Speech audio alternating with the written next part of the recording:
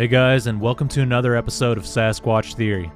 In today's interview, we have Danny from Southern Missouri, and he wanted to talk about his Bigfoot encounters and experiences that took place years ago while bow hunting out in the woods. Danny was out there sitting in his hunting stand when a bipedal creature walked underneath him and had no idea he was sitting up there. A lot of people seem to believe that Sasquatch is all-knowing and they only let you see them if they decide to do so. But the reality is these creatures mess up from time to time and they get distracted. It could simply mean their attention is focused on something else, and also hunters wear camouflage and try to keep the wind in their favor.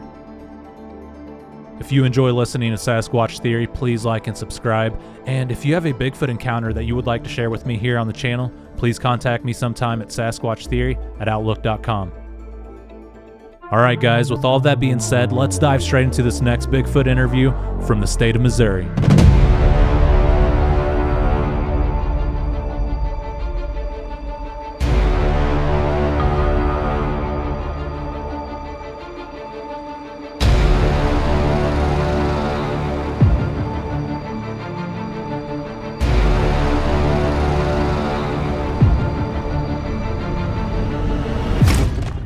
All right, Danny, welcome to Sasquatch Theory. How are you doing today, sir? Doing very well, thank you. Good. Dan, if you would, tell us a little bit about yourself, where you're from, and your Bigfoot encounters from the very beginning. Well, I am from southeast Missouri, down the Boot Hill, and my experience through life has been basically a steel worker, and everything from steel mills down to shipyards, anything to do with steel. I've worked with that and farming all my life. Then as well as my hobbies of hunting and fishing, and just what people here in the country do.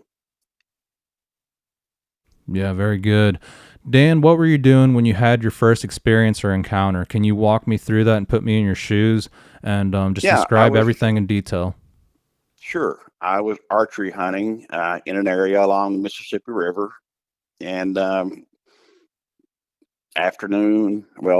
happened in the afternoon in October of, it was either 1988 or 1989. Since it's been so many years, those run together on me, but I know that time frame. And it was an afternoon hunt. I walked back about a half mile. It was a walk-in area. Got in about a half mile, had about another half mile to get back to the riverbank, but didn't want to walk that far. So I had my particular spot picked out and got my stand in there and got set up. And it was a 10-foot ladder stand where the seat was at 10 feet. So with my legs hanging down, it'd be roughly 2 feet from the knee down. So that being hanging off, that put my feet at probably 8 feet, give or take. So I'm sitting there, and the shadows are really growing long by that time of the day. And as it wore on, the darkness started moving in more and more. Everything became shadows and silhouettes. And off to my right, I caught a glimpse of movement through my peripheral vision. I turned and started watching. I could see a figure at a distance, and I estimate 75 yards. That's probably about as far as one could see at that time of the evening. And whatever it was appeared to be, as it got closer, it appeared to be another hunter moving along this game trail, coming straight toward me. And it took quite a while because it was moving slowly, stealthily through. I never heard limbs crunching or breaking, or leaves crunching or limbs breaking beneath it. Well, it kept coming toward me, and it probably took a total of 3-4 minutes, something like that, for it to walk in, get to me. But as it got to the base of my stand, it stopped.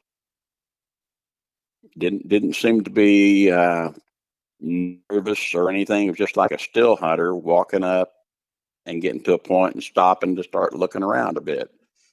Well, his feet being only about 4 feet from the base of my stand, I quietly said, "Hey, have you had any luck today?" And it was like that. as we would be, a little bit startled. It was like it jerked a little bit and turned its torso in toward my direction, toward the direction of my stand. I never detected it looking up at all. Of course, it could have been rolling its eyes up and seeing me, but there was no upward movement of the head. And as far as the head and body in that movement, there was no turn of a neck at all in that, like from the ears down to the shoulders. It's like the trapezius was so large that, well, like a bodybuilder. It was just pretty much a 35, 40-degree angle between the shoulder and the ears. And it just stood there. After I spoke, it quietly and slowly turned back to its left away from me and started walking as stealthily as it came in, walked away, and then just faded off into the darkness. And so that was the whole encounter in a nutshell. Well, with it not having spoken, it unnerved me a bit. Well, I guess I should give you a little synopsis of my view. Being as close as it was, and its head being a foot or so below my feet, I could see the silhouette pretty well, especially being as close to the base as it was. And all I could make out was possibly a conical head. It appeared to be a silhouette of like a ghillie suit or something of that nature. It was very well camouflaged and blending in with the shadows and its surroundings. I was in a fairly this game trail was fairly clear. I was along with my back to a briar patch, which was very thick. On out, the woods became much more. It was old timber, so the woods became much more open on out away from me, 20 or 30 yards. But I could make out no facial features or anything, but I could see each hand out to its side, not right alongside its body, but out from its body a bit. As you can imagine, a bodybuilder standing there with, pretty good pump in the pectorals and in the upper body. So its arms were out from the body a bit, but I could see no weapon, no archery equipment. Didn't see a gun sling or a sling over the back or anything like that. I thought, this is very odd that I'm seeing a guy, and I'm still thinking a guy. He's a pretty big guy, maybe 350 pounds, around 3 feet, give or take, at the shoulders, and very muscular, possibly 12-inch wide head, just a big husky guy. And I just kept thinking that I've got another hunter moved in on me, and maybe he just didn't want to speak to take away from my hunt. So I just wrote it off at that. But it spooked me enough that I thought, well, it's getting dark enough. I need to get down off the stand. So as I gather my pack and a few other things I had there, a sling from a bow, get this all together where I can climb down. As I stood on that top rung and started to turn around, directly behind the tree that I was in, a really loud barred owl sound, hoot, hoot, hoot, hoot, something like that, took place, but it was on the ground. It sounded to be on the ground directly behind the stand. Maybe an hour or so before that, an owl had flown through the woods down an old dim logging road.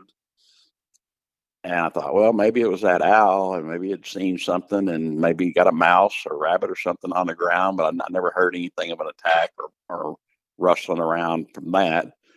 But this was so loud that I thought, I'd never heard an owl this loud. And I just couldn't put everything together, but that was really eerie. So I made my way on down, made my way about 100 yards out to the edge of the bean field, which had been cut over. And of course, once you come out of the woods and get into the lighter colored soybeans and even lighter dirt, the moonlight's going to start illuminating things better. So another 200 yards out across that field, there was a field service road dirt that the farmers moved in and out. Plus, I knew it was hard packed and easy walking, and it was going to get me away from the woods quicker than me walking along the edge of the woods as I'd come in. I got out there and walked all the way back to my truck with an arrow in one hand and my knife in the other hand, and both slung over my back. As I got back to the truck, I realized that I was the only vehicle parked there. And I started thinking, well, this is a long peninsula of where I was hunting that's approximately 3 miles long. But its boundaries were the river on one side, which has, the big limestone revetment rock along to keep down the erosion, a lot of current. So it would be really hard on a boat with barge traffic and such to moor a boat there while you're going out for hunting for a few hours. Good chance of damaging your boat or losing it in that. So I marked that off the list. The other side, near where I was parked, was a long slough, which was probably 2 or 3 feet deep. But in it, I had fallen in this thing before. The mud in it was waist deep. So thinking, well, maybe somebody on down the way, there was only 4 or 5 of us that hunted that area through that time.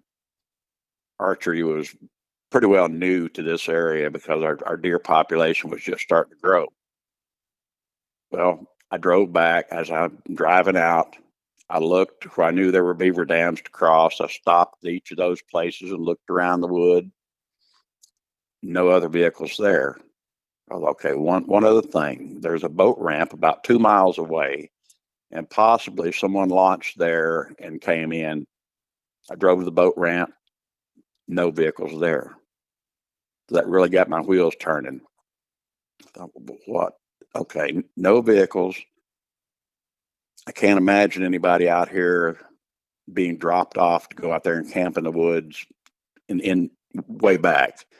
And anyway, all my boxes had been checked for things to try to help me to understand there was someone else in there with me. Well, there was just no evidence that anyone was there. So I made my way on out. Of course, I'm constantly thinking, what was that? What was that? And of course, I learned early in life, in '68 or so, when the Patterson-Gimlin films had come out, and that's where my mind went. I thought, well, it was either a Bigfoot or some kind of malevolent being, in that this area was the original county seat of our county. And the river had taken it over, washing the old buildings and everything away. And there's old cemeteries and all that back there. So I thought, was that some of the ancestors, a malevolent being of some kind, ghost being, whatever it was, Bigfoot, just trying to think of everything. So on my drive back home, I just kind of dismissed it and went on. So that was all of that. No one else around had ever experienced anything back in there, nor in the other surrounding areas. So it was a big question. What did I see? It came to me. I spoke to it. It didn't respond to me. It walked away. No sound. No vocalizations. It only just disappeared to where it had originated. Yeah, that sounds like a Sasquatch. And how big do you think the creature was? You said about 350 pounds. How tall would you estimate it to be? In that it was so close to my feet, I would have to estimate it to be between 6 and 7 feet tall, because its head was not very far below my feet. And so I figured sitting at 10 feet and just kind of going on the high side of 2 feet from my knees down to my feet, and my arches being resting on the next rung of the ladder down. I thought, well, that's that gets, let's just roll it out, round it off to 8 feet. So it was still just a bit below, a foot or so below my feet. So that give us 6 feet, or 6 to 7 feet at least. I wouldn't say any more than 7 feet, but I would think above 6 feet, and it was, as its head was as close to my feet as a foot or so, and then being about 4 feet away from me. So it was very, very close, but just the light was so dim at that time, just the silhouettes were there, and I could make out no facial features at all. Yeah. You got lucky there, because on Sasquatch Chronicles years ago, I heard a story of a hunter being up in a stand, and that same scenario happened, except this Sasquatch, when it walked off, it noticed he was there and went back to the tree and ripped down the stand with the guy in it. Oh, my. Yeah. Yeah. How big do you think the conical-shaped head was? Was it like a KKK member, or was it just like a slight conical, like a slight point? No. It would have. I would have to compare it to someone with a hoodie on, and then it was fairly close around the brow, but then like the sagittal ridge or whatever the back area of the head is called there, it was raised a bit more in the conical shape. Not unlike a hoodie would be if one were to have had a hoodie on and pulled it up over a cap or whatever they had on. But with the shape, and as well camoed as it was, I just thought, well, this is one of the guys in a ghillie suit. But then with all the other things, I kind of eliminated it being another hunter, especially since all us guys that hunted there were all familiar with each other. So yeah, I think somebody walking around at nighttime would make a lot of noise walking through the woods. Oh, exactly. Yeah. Yeah, and that there were briars along the way, and even if you got fabric of any kind, those briars are going to catch that fabric and make little ripping sounds, and who's going to walk around in dusk and dim woods and not step on a stick and make any noise? Yeah, I agree. Was this private land or public land? No, it was public. Okay. Yeah, just in the past, it had been private property. So there were some fields there that were starting to grow up in Johnson grass and, just voluntary trees that were coming out, and pretty rough out in those, but those were clear areas. Pardon me. So the woods, those were very thick. I would say back in probably the 20s, when the old county seat was still there. I'm sure there was plenty of logging that took place back through those areas, that those trees that are growing now would have been, leftovers from what had come up since the original clearing and the area being occupied. Yeah. And you said you were up against some briars and some thick stuff. Do you think the wind was in your favor? Oh, definitely so. I was facing hunting into the wind, and it was coming from me from my right side, and I was facing northeasterly, and that's where the wind was coming.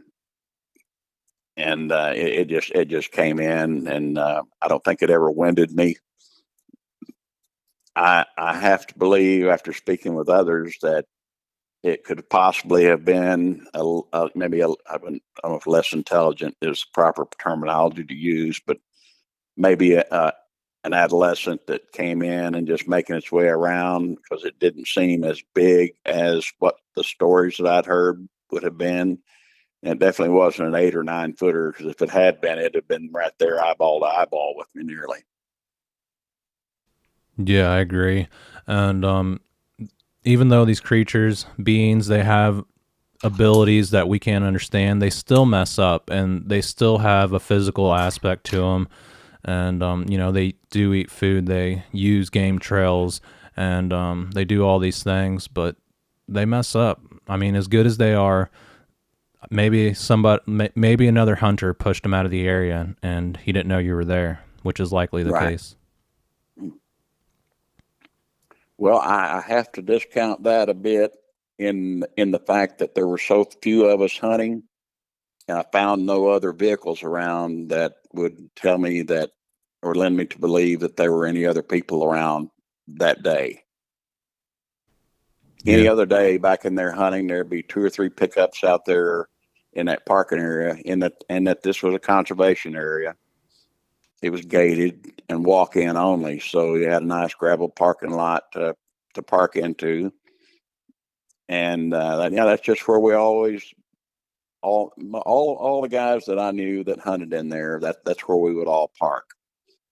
If the river was high enough to get through that muddy slough, some of the guys would go in. They would hunt deeper, but they do that by boat, by coming in, parking their boats on down the way, and then hunting farther back on that 3 mile peninsula.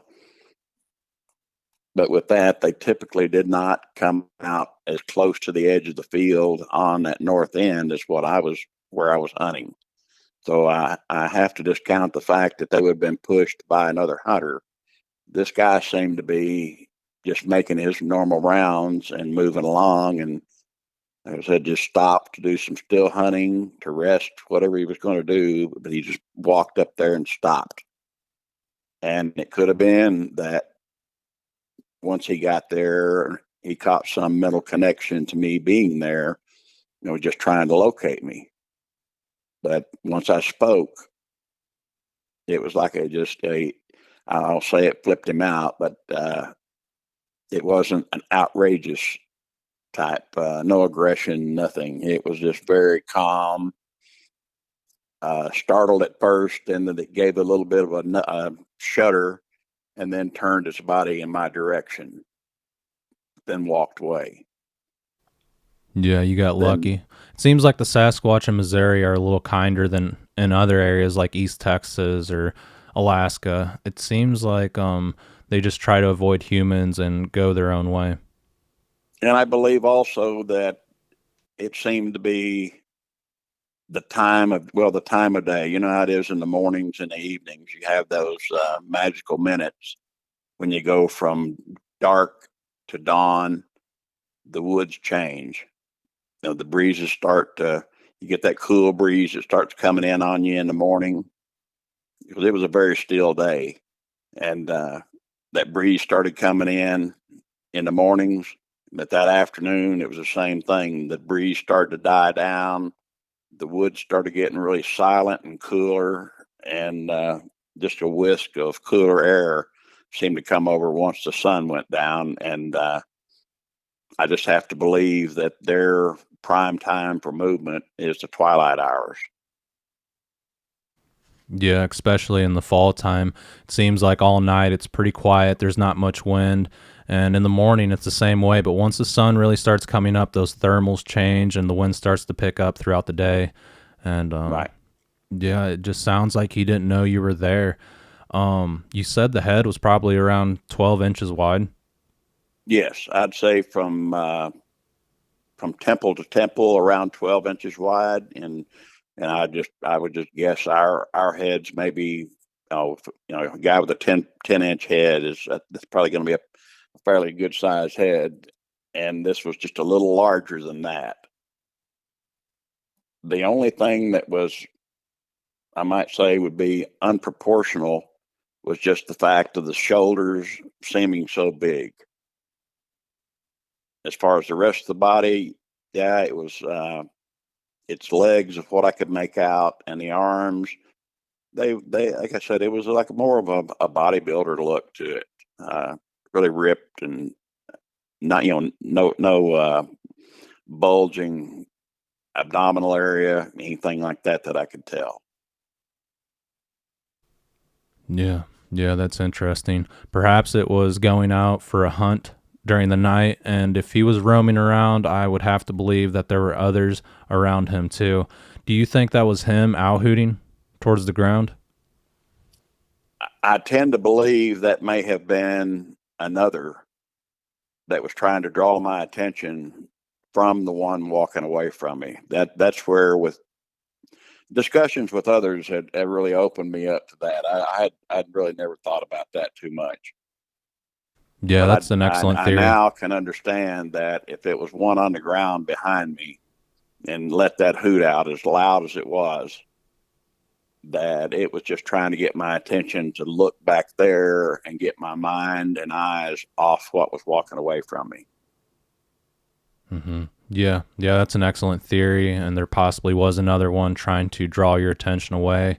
And despite the Right. fact that you saw an owl, that don't mean anything. People will be like, "Oh, it was just an owl," since that's what you saw. But I go out there owl calling, and sometimes I call one in, but Yeah. they fall for that. Well, this particular area, it's a really hot spot for the owls, and there are very few people that are going back there. But even you could pull up into that parking lot in the evenings, go back there tonight, and you could park at that parking lot, and right at dusk, those owls will start hooting and making their noises as they do anywhere. It's just their nature, and that's when they start becoming active and getting out their night hunt, or starting their night hunt anyway. Yeah. Well, if it's an owl hotspot, I tend to think that there's a lot of cedars in there and a lot of water because they need a drink. Can you describe the area that the Sasquatch came out of?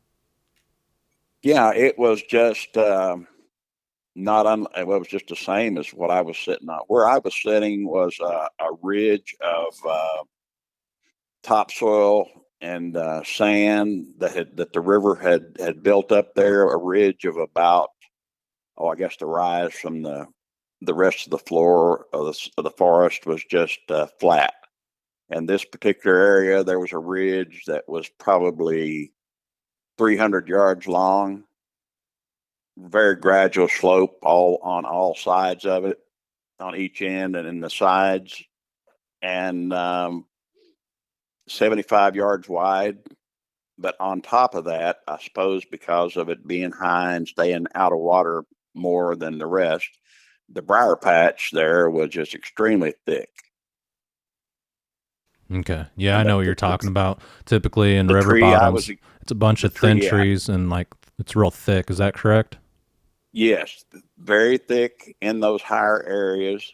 Then down on the rest of the forest floor was all just fairly wide spaced trees and easy to see through. Especially October, we'd had a few frosts by then, so most of the foliage was already down by that time, and it was just easy to see across. Now, back through that briar patch behind me, it was so thick, you couldn't have seen a rabbit if it was down in it running around. But across the rest of the wooded area, it was flat, and the game trails were the way to travel. I mean, that's the way I moved around it all, where I could be quieter moving in and out. Yeah. And that's where this thing seemed to walk that exact game trail right to that stand. So that led me to believe that it was a normal pathway for it. Yeah. And you're facing northeast, the wind is blowing from your right, and I guess going behind you to the left, kind of quartering away. Is that correct? Yes. Okay. Correct. What direction did the Sasquatch come out of? Came out of the southeast. Okay. Do you think he caught your wind, or was it just the sound of your voice that he picked you up? Only the sound of my voice. There was never any indication that it had spotted me and was stalking. It wasn't like it was stalking into me at all. It was like it was just walking along slowly and just got to the stand and stopped right there. Now, it could have been that as it got to me, because I had just walked straight to the stand and got up into it. So it could have gotten to the point to where it smelled my track, or even myself, with my scent on the ladder and my scent on the ground. It could have smelled that, and that alerted it to stop and start paying attention. But once I vocalized it, it was game over then. Yeah. But it didn't turn hurriedly, never seemed upset. It just turned hurriedly and moved off slowly and methodically as it had come into me.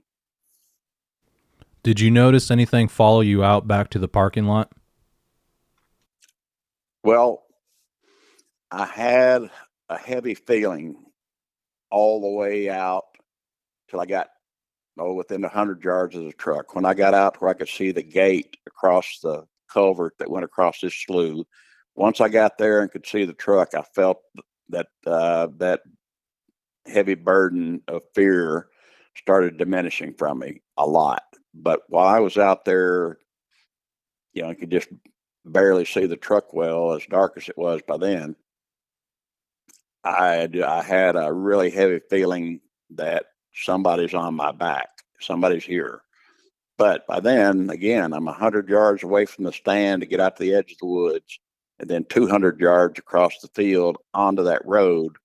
But I still had that arrow and the knife clenched and ready to try to defend myself however I could if something should happen. But yeah, there were definitely heavy feelings of something else being there. Yeah, it's kind of scary when you have Bigfoot activity and all you have is your bow. I've experienced that a few times. I didn't see them, but I could hear them out there in the woods, or they'd be vocalizing, and the only thing I could do is knock an arrow and keep it in my bow just in case. I'm like, man, if this thing gets close, I'm going to pull back and I'm going to try to make the best shot possible. Yeah, of course. And in those days, I didn't carry any other firearms or anything else into the. Well, of course, it was against the law to a regulation to carry firearms while you were out there archery hunting. So that's just something it just wasn't done. So I've just left my defenses of I've got a nice sharp broadhead here. I've got a knife in the other hand. If something comes up, I can't grab it, and and I don't want to wrestle with it, but I want to get away from it. But my thought with that was, if I've got weapons in each hand, all I can do is try to defend with those and hang on to them, because that's my only chance of survival if something were to attack me. Yeah, absolutely. And now when you go out in the woods bow hunting, do you carry a firearm? Yes. Yeah, I don't blame you.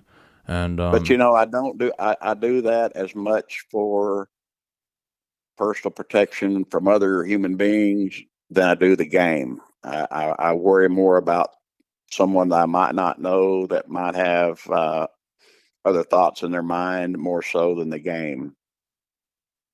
Miguel, back in that area, I'd hunted that for years and years when some of my friends farmed there in those areas I was talking about that had grown up. We hunted back in there for deer, duck, you name it. But there were days I'd walk back farther back on that peninsula and go in the morning, have lunch packed along with me, have a lunch in the mid afternoon, lay down on the floor of the forest and take a nap. Never worried about anything, because I knew we got coyotes, fox, and typical raccoons and possums and all that kind of thing, or bobcats. But I knew that they weren't going to come out there and start attacking me. So I was comfortable with going out, laying down, taking a nap in the woods, and since I've done the same thing in years past. I guess the bottom line with that was I had the encounter. I've never encountered anything else, and it doesn't bother me to go back out there. The thoughts are still there. If I stay late or go in too early, may I run into something? I don't know. I'm more careful on that. I come out earlier while there's still more light in the woods, and I don't go in quite as early in the mornings anymore.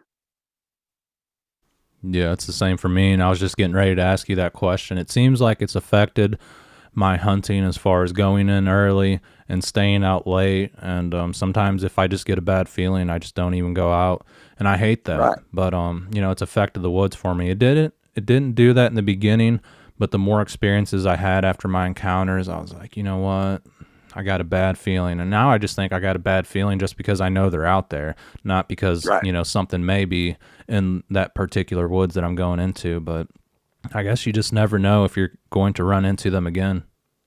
Well, it may have helped us in our hunting skills as far as being able to go in and be more methodical of in our still hunting.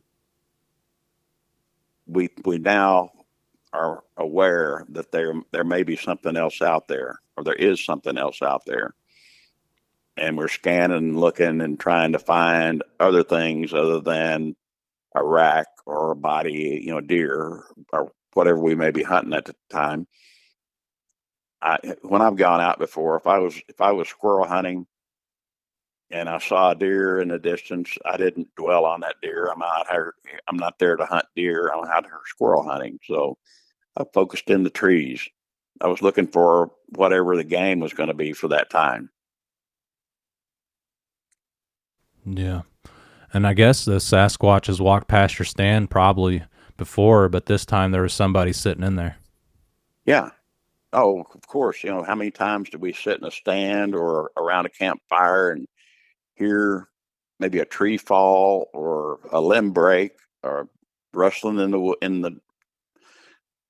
weeds or something of that nature? We wonder what is that, and it's just common nature. Especially now here we have turkey as well, so there's many things that could be moving around, and of course I like to watch them out.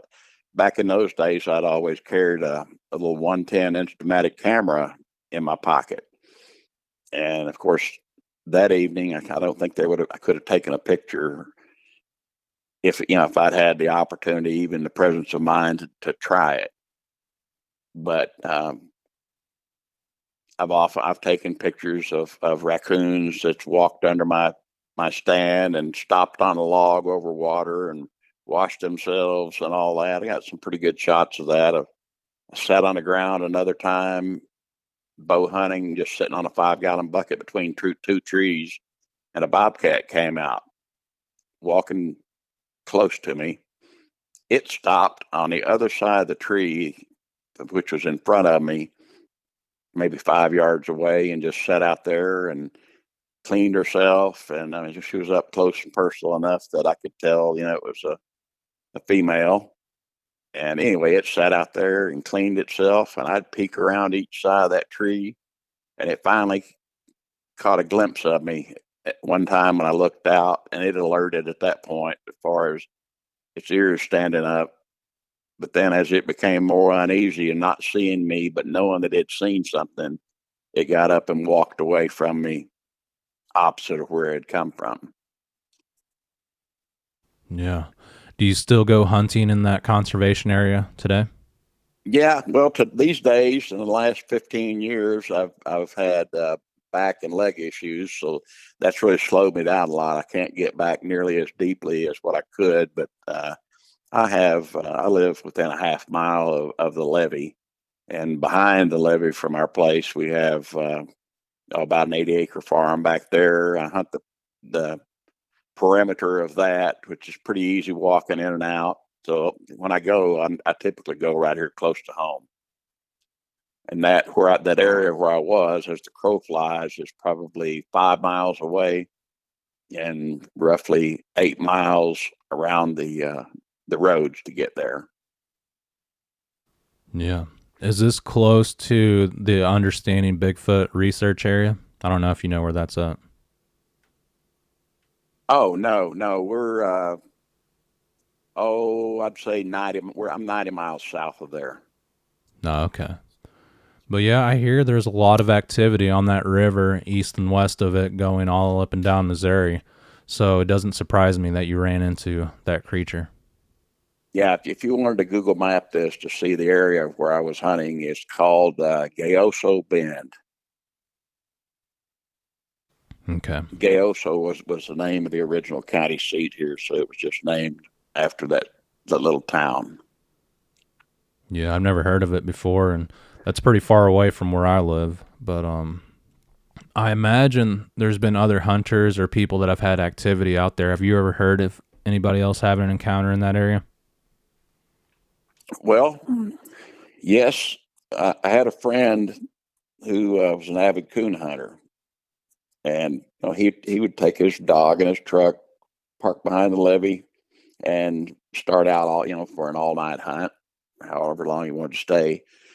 But as he kept walking back to some land that was cleared probably back in the early to mid 70s. Anyway, the land had recently been cleared, and the farmers were just starting to till it and get a crop from it each year. And as he neared the edge of these woods to get out toward this field, he said he could hear something that sounded like people singing or chattering, talking, chatting back and forth and all that, kind of loud. And it was a weekend night, and he said, I thought I'd walked up on a party. And so he was a social guy. And of course, anybody that would have been hunting back there, he would have known who they were. But he and his dog, as they clear those woods, he said, we cleared the woods. There was no fire there. He said there was something out there. There's several people out there. He said, but they had no fire. And everything went silent, like they knew he was here, they was there. And he took off with his rifle. He didn't worry about his dog. He took off running back for his truck, which was probably miles away by that time. But he would never explain to us what he saw. We'd ask, all my friends and I would ask him about it. He just wouldn't talk about it. He said, all I'm going to tell you is I walked upon something that I didn't need to see. And that was the rest of that story. He left there. He left his truck at that parking area where he had parked and ran his way all across the fields to get back to his home, which was he was probably 3 miles north of where I live, and this area where I was hunting is that 5 miles across. So there was probably a total distance between those two areas of about 5 miles at the most. But that was as close to any other encounter that anyone back here that I know of had. But he just wouldn't talk about it. Yeah, it sounds like he ran into a cryptid. Hard to say if it was Bigfoot or something else. Yeah, it's hard to say because he was just, and he was not a guy to get afraid and startled of anything very much. And he actually had to have one of our friends. He had made it after walking through ditches and across fields and all that through the night to get back home. He had another friend take him back and find the truck and the dog the next day. Yeah, that's interesting. I think that if I could get back to my truck, I'm getting out of there. I'm getting in the truck and I'm leaving. But he seemed to have no desire to get in that truck. All he wanted to do is just keep moving farther away from whatever he had encountered as possible. Yeah. Do you go out there searching for evidence or anything like that? I know you can't get around too well, but do you ever go out there and try to listen? Back in that area of Gayosa Bend, I've not been back there in years, just simply because of the inability to walk that far. But here around home, I've gone back within the past few months, just looking around to see if I see any strange things. I had never looked for footprints or tree breaks or anything else. If I saw a tree break or an abnormally looking structure, you might say, of limbs or trees, I would just write it off to currents in the river or storms or something of that nature, because as the water, the river rises and floodwaters come up against the levee here, it's absolutely swirling around in different places. And, it could do a lot of strange things with leaving its structural devastation of the forest. So I've never really gotten into that, but recently, within the past year and a half, I have gone back and walked around the woods, these close. They were easy to get in and out of, but I've never seen anything up here closer to home. Yeah, that makes sense. What's your take on, let's say, a hunter who has one of these things in his scope? Do you think that he should take the shot or let it live? Oh no, I'd let it live. The only way I'd ever suggest anyone to take a shot would be just self-preservation. If it felt like they were in danger, it was like with this thing being that close to me, it could have ripped the stand down, could have grabbed me by the leg, pulled me off, and have it had its way. But I didn't sense any issue with hostility at all. But as far as me going out in the night alone, I don't do that. I've gone back and sat at that parking lot where my initial encounter had taken place. I've gone there and sat at night and listened, played a harmonica, and after a while, built up a little fire and sat there for a while longer. But no, maybe after 3 hours, with not hearing nothing but owls hoot, and they sounded to be up in the trees. Uh, I just didn't have any inclination that there was anything there that was going to come into me. Yeah, I agree.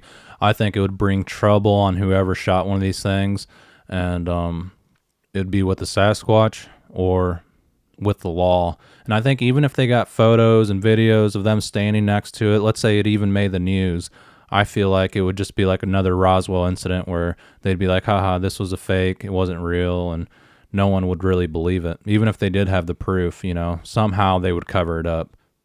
Oh, of course. Mm-hmm. Yeah. With me coming out and speaking, with yourself and a few others, there's not been any ridicule about it to me. But, I know people probably think, he's crazy. He really didn't experience that. He's, something else that's totally explainable. And I don't know, it's just like that. They don't really believe that it happened. So that's a lot of the reason why through the years I never spoke of it. I took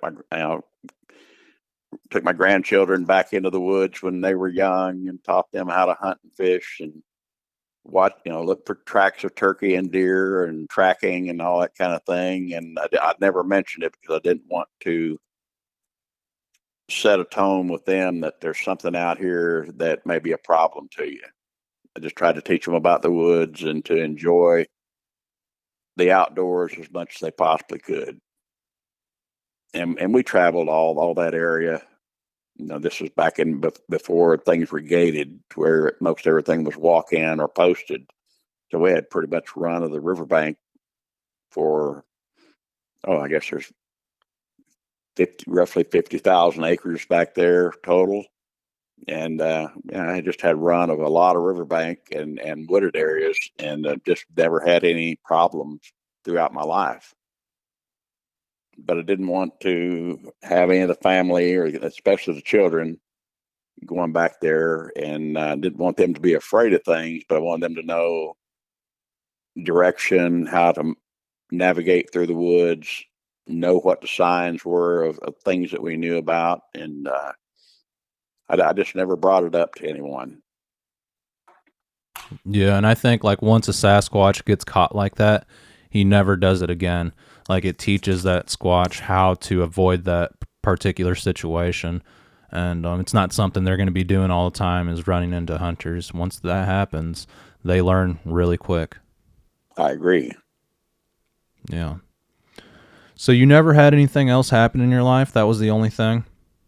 Oh, no, I can go back and start a little bit farther back and roll things through the things that happened with my family and such. Back in 1968, my father and two of his friends had gone up into the southeast Ozarks scouting for that. We didn't have much of a deer population here, and there was more farmland back then than there is now. A lot of that, everything has gone back into conservation. But They were going up to scout for deer and decided they were going to try a dead end road, that they were going to just stop for the night and squirrel hunt there the next morning, and then before they moved on to where our typical deer camp would be. As they got there, they we got there a little late in the evening, so they didn't really break out much more than cooler, have a little dinner, and then start getting bedded down for the night. So two of the guys slept up in a camper shell. The other guy took a cot and had it out close to the truck. They never started a fire, didn't get any lanterns or anything out. But in the night, sometime in the darkness, my father's friend, who was sleeping in the camper shell with him, started hollering at Dad's name and saying, help me, help me. He's got me, get the gun.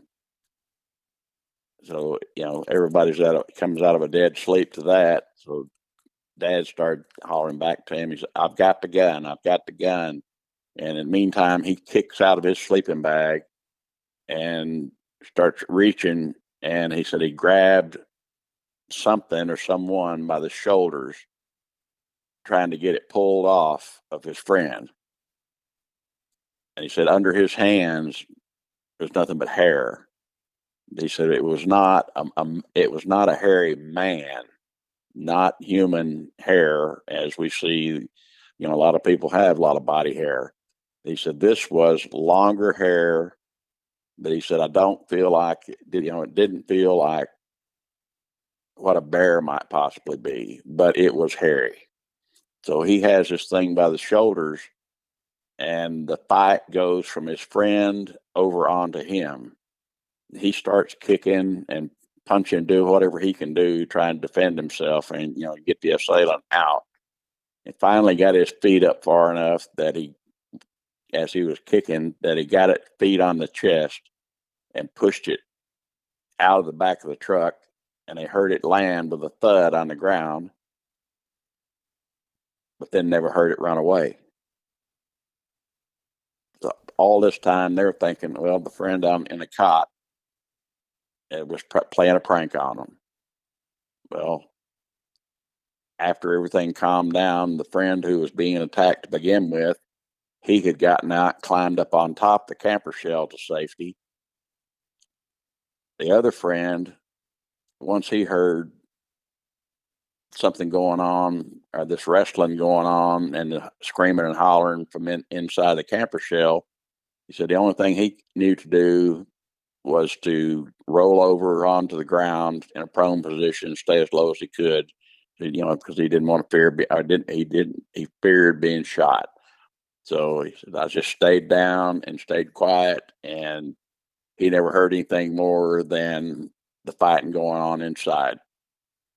Never heard anything run away. He said he heard the thump on the ground, or whatever it was, it came out and hit the ground. He said, but there was nothing like it had the wind knocked out of it and was trying to recoup to get up and go again. It was just like that. There was a thump on the ground, and then everything was silent. So the next morning, as soon as they had enough light to be able to see, to gather what little bit they had out and get it packed back in and leave, they were gone. They moved on about 5 miles away to where our typical camp had been. And there they had no other problems for the rest of the weekend. Yeah, so you're thinking it was a Sasquatch that grabbed the guy? Well, that's the guess. It may have been again something. Couldn't have been an 8-foot Sasquatch to get in there, because it would have been too large to get up into the camper shell and get on top of each of those guys. So it just lent us to believe that it may have just been one that was curious. He came in, excuse me, as it was feeling around in the back of the truck. It may be feeling for food or whatever was in there, and then realized it had something that was alive. And once the friend started to resist, then it became more of a wrestling match than just being inquisitive. But he said there were no vocalizations, no grunting, growling, or anything of that nature. Yeah, that's creepy. Have they went back to that area after that incident? Well, they drove back down there, but again, it was just just a gravel road with pasture on one side and a fairly steep hill on the other side to where they were going to squirrel hunt. And they never went back in there hunting, but they did go back over time. Went back in there just to drive around and verify what was there. But said, in the night they didn't hear. Well, they heard dogs barking in a distance, a really long distance, and maybe on the other side of the pasture somewhere. But there were no other homes or civilization of any kind there close, being that this was all forestry lands except for those pastures. Yeah, a good way to know what it was is if he would have kept some of those hairs. Do you know if he did? No. They at that point in time, of course, I'm being it was 68. I'm sure Dad was fully familiar of the Patterson Gimlin films, but I know he had because we'd seen him on like the Wide World of Sports or whatever the sports shows would have been back in that day on Saturdays. But no, there was no thought of trying to collect any evidence of any kind or look for footprints the next day. They were just in a hurry to get out of that area. Yeah, I don't blame them. So, what else have you experienced? What else do you know? What else have you heard? Anything? Well, this camp that I was telling you was about 5 miles away from that encounter. We'd been hunting there for 4 or 5 years at least, and it was just an open area. It appeared to be maybe a log lay down area to where the loggers would come in, service their equipment, and cleared out a little spot. And it was on top of a hill, fairly flat, and there's a decent enough area to get a couple of trailers into and park pickups, be off the road a little ways. And anyway, we had our camp set up there, and Dad and I hunted off we decided to start hunting off to the north side of the road, which is a very long sloping ridge that went down into a really deep and long valley down there. And it being such a walk, none of the other guys like to walk in that far. But Dad got in there and put us up a couple of stands. Mine being, probably a quarter to a half mile on down from where his was. He was about halfway down that ridge. And anyway, he said as he would get in there, and as he was walking in, working, or coming out, he would hear either a tree fall or a limb break, and then often he would hear rocks rolling around. But he just marked it off. We were just starting to hear about bear being in the area, but we never saw any evidence of any. But he said, well, it had to be a bear doing that. As large of a tree limb as it was to break. And he said, as far as rocks rolling, I don't know if it may have stepped and, just displaced a rock uphill and it rolled down. I don't know. Then anyway, we were sitting around camp and telling Dad was recounting his story of the wrestling match in the camper shell. And this happened like it was on cue. About 8 of us are huddled around the fire, listening to different stories and jokes and all that. And as soon as Dad told that account, the loudest vocalization of any kind I've ever heard in the woods came from what sounded to be just beyond our trailers. And it started out sounding like a mountain lion, got very loud into it like a scream, and it just kept it never stopped like it take a breath. It just kept on going up and up and up and up to a crescendo, and then the vocalization dropped very, very low. And once it got down to more, I guess, like a droning growl.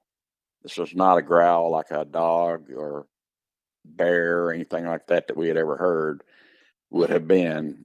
It was different. It was just totally different. But it was from first having the chilling sound of a mountain lion being that close and screaming, getting down to that, when it got into that low guttural sound that lasted as long as it did, which was probably a matter of seconds, but it seemed like an eternity. We were all just kind of looking at each other thinking, what was that? Well, the sons were with me. One of them went over to the trailer and grabbed my rifle out and brought it over and leaned it up against me. And this guy's 8 or 9 years old.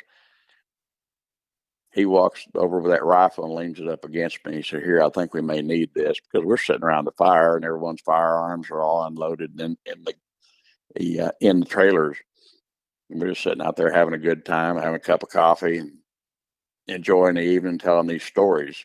So when that happened, it was like that sound just penetrated our bodies, just almost just a bone chilling, inner rattling sound that sustained for what seemed to be an eternity. But like I said, it was probably only a matter of seconds that it actually took place. Yeah. So there was not much more to that. The sound took place. The coyotes that were yupping off in that valley to where we had been hunting, they were very vocal that night. As soon as that vocalization close to us took place, the coyotes completely shut down and never made another peep. Yeah. And we didn't hear anything else in the woods. That was the only sound we heard, and everything else went quiet. We went on with our hunt. That happened on a Saturday night, and we would hunt Sunday morning and then leave back for home on Sunday afternoon. So we hunted that Sunday morning, never saw or heard anything, and didn't see any deer either. But that was pretty unnerving. Yeah, it sounds like Sasquatch activity to me, and perhaps it was angry that you guys were camping in that particular area. That's what we felt. The oldest member of our hunting party was mid-70s, I would say, and he had actually worked for the Civilian Conservation Corps back in the 30s when they were clearing the roads up in that area. So he was he was pretty much our guide when the older fellows were first starting to go up there and hunt, because he knew all the little hollows and all that, wherever, he knew all the best places to go. So that's where we'd set up camp. Because he kind of knew the lay of the valleys and all that kind of thing. He pretty much introduced us all to it. And after that, of course, everyone turned to him. "Mr. Gunn, what was that?" He said, "Well, I don't know. At first I thought it was a mountain lion." He said, "But I don't know. At the end, I have to think it might have been one of those woolly boogers." Yeah. So that didn't sit very well with everyone, but he laughed it off. He just said it might have been one of those woolly boogers. So what goes back with that a little farther is back during his days of working up there, he gotten lost. Part of his job was to go out and harvest X amount of venison to subsidize the camp's meat. So on one of his days of hunting, he got out and got lost. As dark came upon him, he said he knew the best thing to do was stop and quit roaming around, get a fire built, and maybe one of the search parties that would come out looking for him would see smoke or his fire and, come and locate him. They said it was many, many hours into the night, and a lot of eye shine came around, being it coyotes or raccoons, whatever. But he said there was eye shine that came in that was taller and taller than other animals, not deer, but even taller than a deer. He said, "I don't know what it was. I couldn't see anything but the eye shine." He said, "So I think that was probably the woolly boogers moving in." But shortly after that, after many hours in the middle of the night, after he had experienced those things, he could hear the horns of the trucks that were coming out to look for him. So he wrapped off a few rounds from his rifle, and he was able to be picked up and found during the night that way. Yeah, that's interesting. And what do you think about the people? Because I get certain people in my comments that say, I've been on every ridge in North America, every hill going up into Alaska, and I've never seen anything, which I find that hard to believe that they've been everywhere. Well, I find it hard to believe that anyone has been everywhere. I think there are areas that no one's been into, even in Mark Twain or anywhere. But I don't think it's a matter of us going out and hunting for them. I think it's a matter of going out and being present and having them come into you. Yeah. I think if you're going out looking, if you see one on a roadside or anything of that nature, as we see on the different platforms that's out there, you'll see you'll hear of road crossings and things of that nature, but you don't really just see someone walking out through the woods and finding them. Like Scott Carpenter's filming, he really has to go in depth on those, of really going in and examining his photography to find a face or a body, any movement, things of that nature. So it's just not something that any of us is going to go out there and automatically see. I mean, how many times have we walked past an area where deer have probably been standing, and we either spook them up and they move away, or they don't feel threatened and just watch us walk right by and never make a move. Mm-hmm. Yeah, absolutely. A lot of times a big buck or even a big gobbler will just be hunkered down and you just walk right past it and don't even know it's there. Exactly. Mm-hmm. Yeah, the Sasquatch are the same way. Much like hunting a rabbit in the snow, especially. They'll hunker down under a big pile of foliage or grass or whatever, and they will sit there until they're flushed out by the dog, or birds even. They'll stay until they're flushed, hoping that their camouflage, their hair and all will camo them in well enough that they can't be seen. And if they're not detected by smell by the dog, we're going to walk right past them if we don't get a visual on them. Yeah, and if as soon as they get into the woods, go ahead. No, I was going to say, as soon as they get in the woods, you can't see them anymore, especially when they stop. Right. Well, that's just it. I typically, I'm not going to see anything unless there's movement, because I have more of a tendency to scan across things maybe quicker than I should, but I have to detect movement to really catch my eye and get me onto something. Mm-hmm. Yeah, there's been many times in the woods in my stand, even like 50 yards away, 75 yards away, I'll be looking at a deer and there he is, and I have to like look down at my bag to grab something. I look back up and I'm like, all right, where did he go? Because he stopped, he's frozen. I'm like, okay. I don't see him until he moves again, and it's like, all right, there he goes. Yep. Yeah. So, and I've seen a couple of bobcats in one particular area. I happened to be sitting up on one ridge, a very comfortable rock to sit on for the day. Decided to stay out of the stand because it was cold, so I'm still hunting. I sat on this rock, and early in that morning, across down at the bottom of this hill that I washed through there were two mountain lions came out from around an old fallen tree down away from me, 80 yards or so. They paid no attention to me sitting up there. And I'm sure they probably had seen me, because I was probably not as still as I should have been through the whole thing. But I'm sure those animals knew I was there, but they kept on with their hunt around that tree and then just wandered on up the hillside away from me. And the only thing I was thinking is, if they see me and I start making their way up toward me, then I'm going to have to make a decision at that point. But they never acted aggressive or anything else. Got a couple of house cats walking around out there hunting.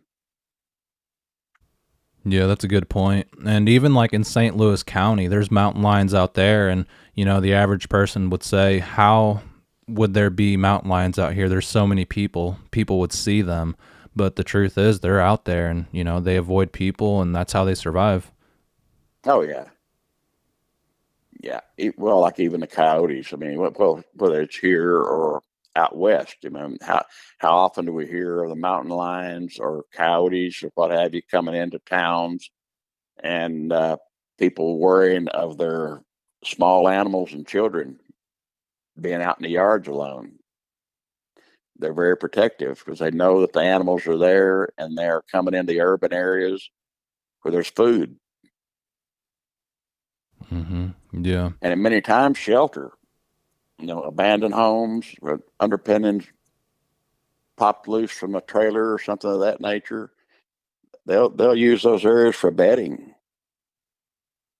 and then just hunt around as they need for scraps or small animals. Yeah. And with all the trail cameras that are out there, I mean, how often do people get a mountain lion on their trail camera? Very rarely, but they're out there nonetheless. So people have to think, Absolutely. with how intelligent the Sasquatch are, you're going to have less of a chance to see them, and it's going to be a lot more rare to capture them on a trail camera. Absolutely. Yeah. Yeah, I think from what I learned about the Sasquatch is that maybe the IR light that's on those things, maybe that can be detected. Maybe the human smell from having put batteries in and all that just not sanitized before it's put up. Yeah, I Maybe think there's so. still something there. Yeah. You see some of these guys, like especially the big game hunters that put their cameras out and leave them for months and months, and you'll see a camera that's been out for months, but a bear is still coming back to that thing periodically and trying to get it off a tree and moving it around. And so there's some, they know that there's something different there, and whether it's the sound of a shutter or a smell or whatever, they know that it's not nature. They know it's something different. Yeah. Something foreign to their normal area. Yeah, I think you have a good point there that when you put an SD card in there and batteries, you're kind of trapping the scent inside the camera. And Right. I've also heard that bears will try to get into trail cameras because of the lithium and the batteries. But yeah, I think the Sasquatch, they can smell that. They probably know that it's there, whether they've seen it before and they just avoid walking right in front of it. But yeah, I guess the average typical person would think, how do the Sasquatch not get caught on trail cameras when we have millions of trail cameras all around North America? But they're not considering how smart a creature like this could be. Exactly. Yeah. Yeah, with the trail cameras I put out up here around my place, I catch everything from the raccoons, the possums, the bobcats, and all the indigenous animals that are here. But I've never had a capture of any kind that I felt was questionable. Yeah, same here.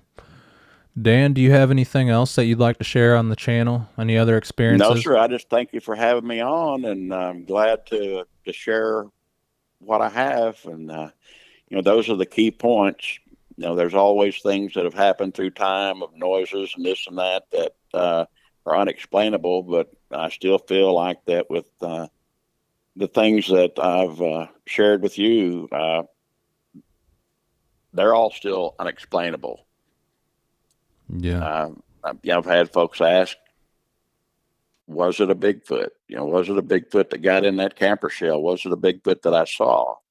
I said, I don't know. I don't know. It could have been a man. It could have been anything, but I don't know what it was. But all I can say is that, when you start doing your own evaluation of the situation, you take out the things you can, eliminate as many possibilities and variables as you possibly can, and try to make some kind of educated hypothesis of what you think it might have been. So that's my belief, that it's nocturnal movement. Don't go out hunting for them. They'll find you. If you want to have the encounter, go to an area that's secluded, where there's not a lot of people that get out there around. And if that's their normal habitat, you don't have to worry about calling them in. They're going to come to you. Yeah, I agree with that. I think they'll sense that we're in the area and come through. Yeah, most likely they're watching and they wait for the optimal opportunity to come in and do whatever it is they're going to do.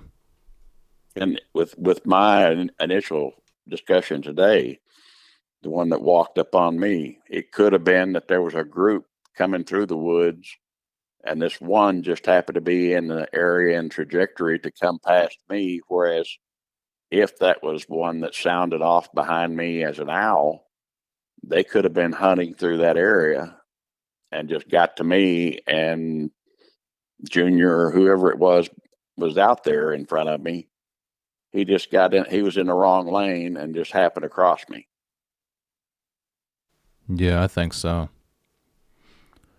Well, I'm glad you got back in contact with me, Dan, and you did an excellent job at telling your experiences and encounters and other things that you've heard throughout your life. And yeah, it's a blessing that we got to talk.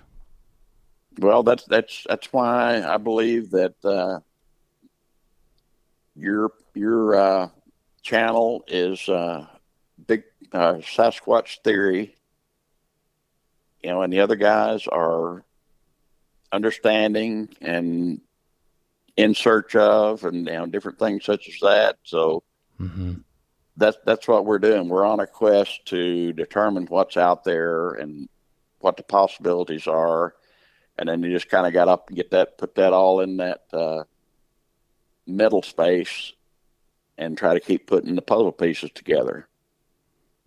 Yeah, absolutely. We know they're out there, and we just want to help people understand what they are. And we're not claiming to be, we don't claim to have all the answers and then we know everything about them, but we just theorize on what it could be and just try to help people know that these things are truly out there, and just be aware.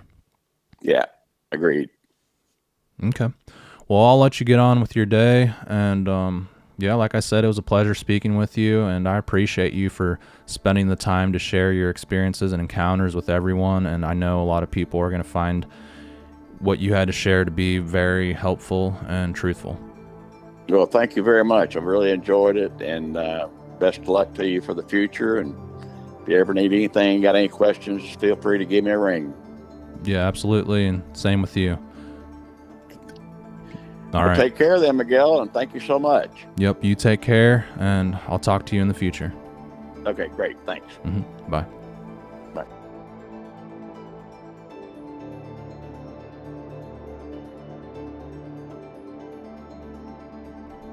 All right, Danny, thank you very much for sharing your Bigfoot encounter from southern Missouri, and it was certainly a frightening one. I can only imagine sitting up in a tree stand, seeing something like that walk underneath you, and knowing that it could be there the next time you go back.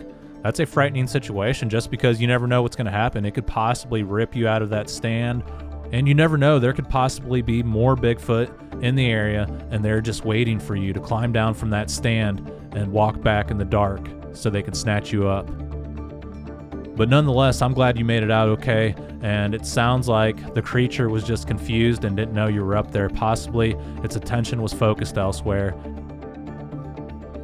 If you enjoyed this encounter story, please like and subscribe, and if you have an encounter that you would like to share with me here on the channel, please contact me sometime at sasquatchtheory@outlook.com. All right, everyone, that's all I have for today. And until the next one, take care, everyone, and be safe out there in the woods.